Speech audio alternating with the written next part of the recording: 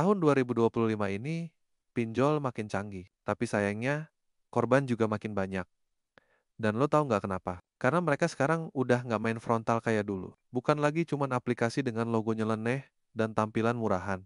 Tapi sekarang, tampilannya udah kayak fintech resmi. Desainnya clean, brandingnya rapi, bahkan ada CS yang sopan banget di awal. Tapi di balik semua itu, tetap aja jebakan utang. Banyak orang yang nggak sadar kalau mereka udah masuk ke perangkap. Karena awalnya tuh proses peminjamannya gampang banget. Cuma modal KTP, selfie, dan tanda tangan digital. Nggak pakai ribet. Tapi lo baru ngerasa ketipu saat tagihannya nggak masuk akal. Minjam 1 juta, disuruh bayar 3 juta dalam sebulan. Dan kalau lo telat, ya siap-siap diteror. Bukan cuma lo yang ditelepon, tapi semua kontak lo, dari emak sampai mantan juga kena spam. Lo gagal bayar, nggak ada ampun. Mereka main kasar, main ancam, bahkan ngirim foto editan buat bikin lo malu. Dan lucunya, walaupun udah banyak yang jadi korban, masih banyak juga yang kejebak. Kenapa? Karena mereka sekarang makin pintar dalam menyamarkan niat jahatnya. Ada yang ngaku koperasi resmi, ada juga yang nyamar jadi layanan belanja cicilan, bahkan ada yang masuk lewat aplikasi dompet digital populer. Lo pikir lo cuma top up saldo buat belanja. Ternyata lo minjam uang dengan bunga harian. Makin gila kan? Gue juga nemuin beberapa aplikasi pinjol yang sekarang bisa nyatu sama e-wallet. Jadi tanpa sadar lo udah klik setuju pinjaman, padahal lo kira itu cuma fitur tambahan buat belanja lebih fleksibel.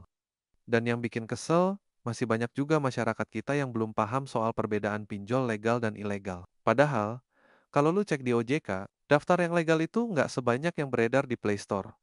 Banyak banget pinjol ilegal yang nongol lagi dengan nama baru, logo baru, tapi sistem dan cara kerjanya tetap sadis. Mereka manfaatin ketidaktahuan lo dan celah hukum yang belum rapat-rapat amat. Sementara regulasi masih lari-lari, mereka udah lari duluan jauh ke depan, pakai teknologi AI, data scraping, dan teknik manipulasi psikologis, biar lo terus merasa butuh dan tergoda buat minjam lagi. Korban bukan cuma dari kalangan ekonomi bawah, tapi juga karyawan tetap, mahasiswa, bahkan pelaku UMKM yang kepepet. Dan semua ujungnya sama, terjebak bunga mencekik, gagal bayar, diteror, malu, dan stres. Jadi, kalau lo nonton video ini, gua harap lo mulai sadar bahwa sekarang tuh yang harus lo tingkatin bukan cuma pemasukan, tapi juga literasi keuangan. Jangan gampang tergiur, pinjaman cepet cair. Jangan cuma mikir, nanti bisa gua bayar. Karena kenyataannya, begitu lo udah masuk lingkaran setan pinjol, keluarnya butuh perjuangan ekstra.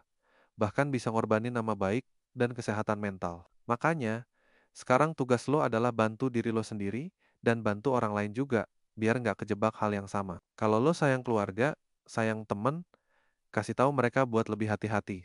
Dan buat lo yang udah pernah jadi korban, jangan malu cerita, karena pengalaman lo bisa nyelamatin orang lain. Jangan lupa like, share, dan subscribe channel ini, biar makin banyak orang melek soal bahaya pinjol yang makin licin di 2025 ini. Kita belajar bareng, biar nggak jadi korban berikutnya. Ingat bro, makin canggih teknologi, makin harus canggih juga